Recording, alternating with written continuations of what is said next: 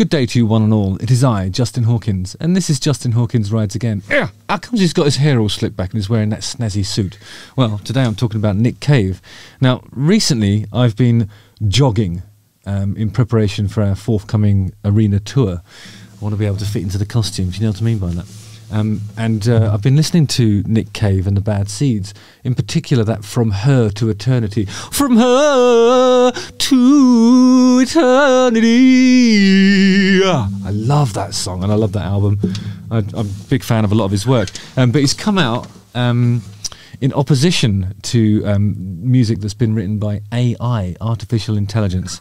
And the things that he has to say about it are just fascinating. So I'm going to do an episode on that today. Justin Hawkins rides again.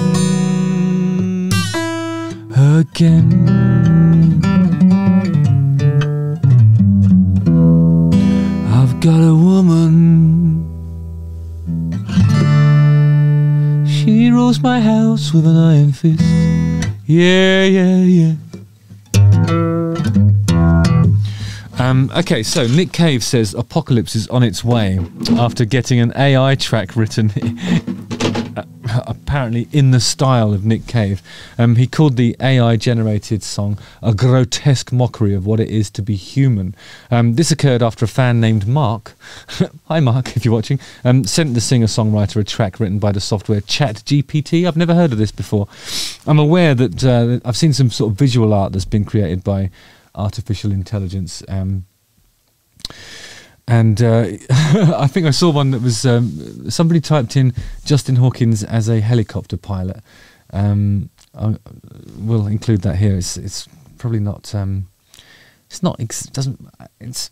I mean, obviously, it looks a bit like me if I was a helicopter pilot. I mean, it does exactly what it says on the tin, but I suppose it's slightly different if you're writing a song, or is it? You know, Nick Cave addressed the viral artificial intelligence tool in his newsletter, saying that dozens of fans had already contacted him with songs written by the popular software. The first thing that Nick Cave said: suffice to say, I do not feel the same enthusiasm around this technology.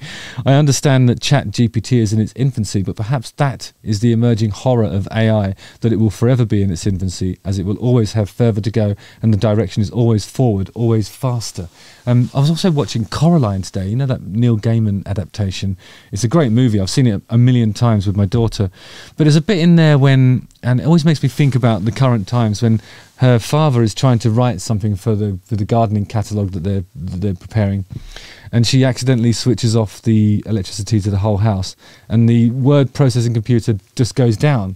And I was thinking about that, and I was thinking, well, if you wanted to stop a computer, that isn't how you do it nowadays, because there'd be stuff in the cloud, there'd be a battery that you'd have to hack into, and nothing could actually stop the forward march or times. The arrow? It's not like, it's a bit like Time's arrow, isn't it? It's forever in perpetual forward motion, and the technology is just exponentially improving. To the point where it can even simulate a lyricist like Nick Cave. It can never be rolled back, says Nick Cave, or slowed down as it moves us forward. As it moves us toward a utopian future, maybe, or our total destruction. Who can possibly say which? Judging by this song in the style of Nick Cave, though, it doesn't look good, Mark. The apocalypse is well on its way. This song sucks. I wish I could hear the song. It'd be great to get an idea of it. There's a really brilliant performance by Nick Cave and the Bad Seeds in the movie Wings of Desire. It's that film about angels in Berlin, and one of them falls in love with a human. I think that's the story. I haven't watched it for a long time, but all that I remember clearly about that movie is how brilliant Nick Cave's performance is in it. There's a bit when he's sort of saying, I'm not going to tell him about a girl or something like that, to himself, and the angel can hear his thoughts. Then as soon as he starts a song, he goes, I'm going to tell you about a girl.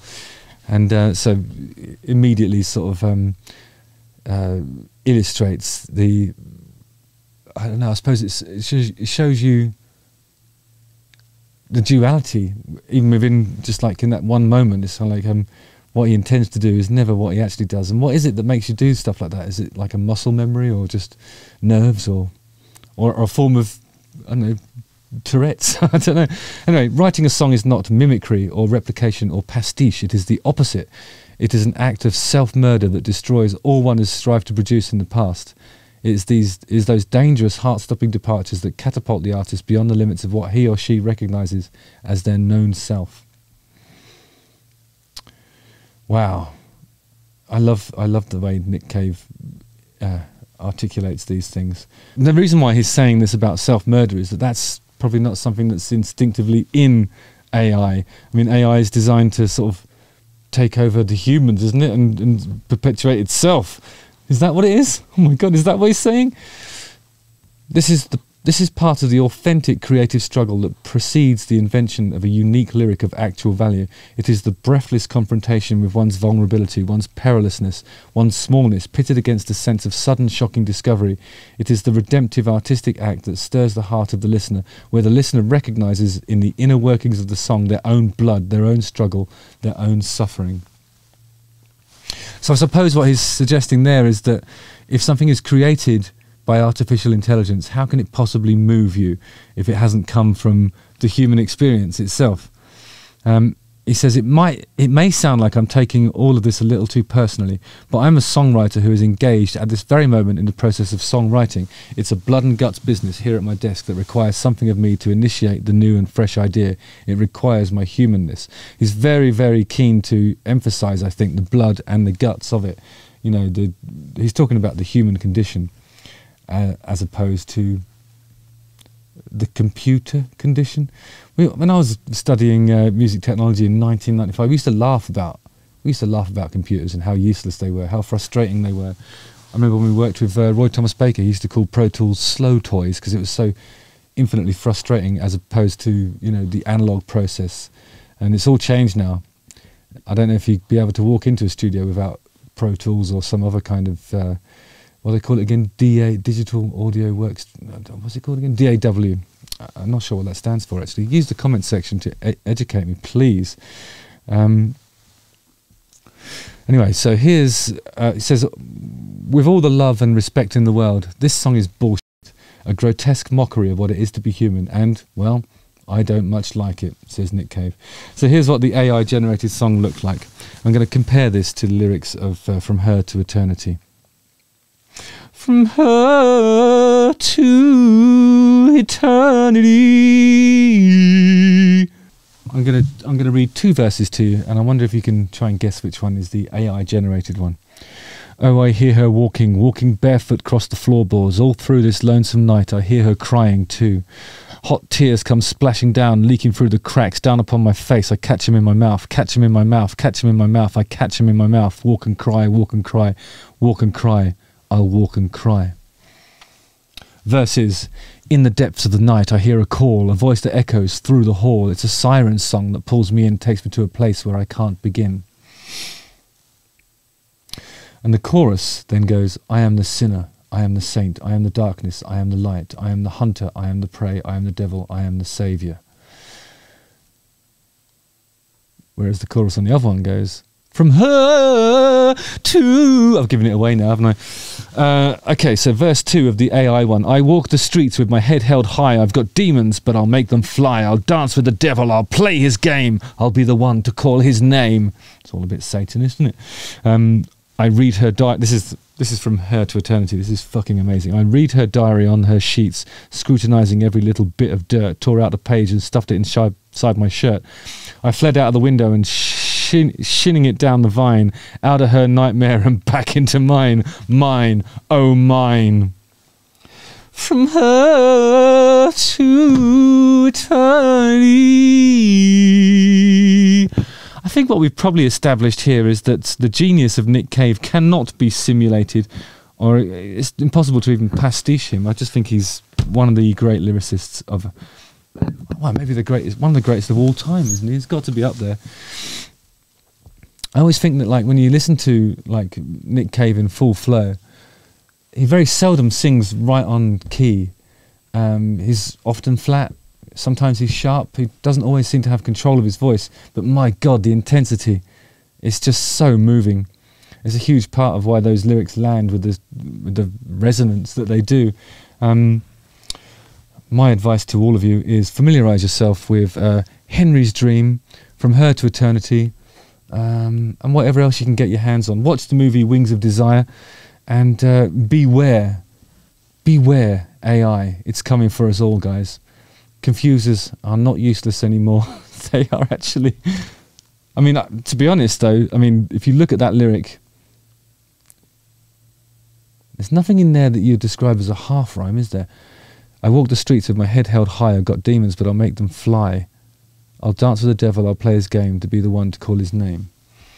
I've got the blood of angels on my hands. I've got the fire of hell in my eyes. That's the only couplet that doesn't actually rhyme there. I'm the king of the abyss. I'm the ruler of the dark. I'm the one they fear. In the shadows they hark. So when they hark the shadows, are they calling the shadows?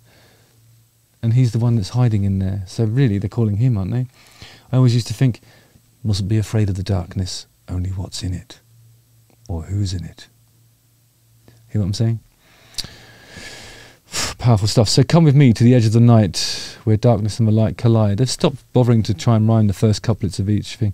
We'll walk the line between the good and the bad, and we'll see who comes out on top in the end. Okay, that sounds like it might be more of a sort of dramatic monologue at the end. Almost a call to arms. This, whilst it's not good, it's a lot better than some of the pop music we've had to endure over the last couple of years, hasn't it? But then the person that it's simulating is inimitable. It's the inimitable Nick Cave. What a wonderful artist, and it's incredible to hear his words on this stuff. I just love the way he puts things. He uses his tongue prettier than a... No, I'm not going to say that, but you know what I'm saying. Justin Hawkins rides again.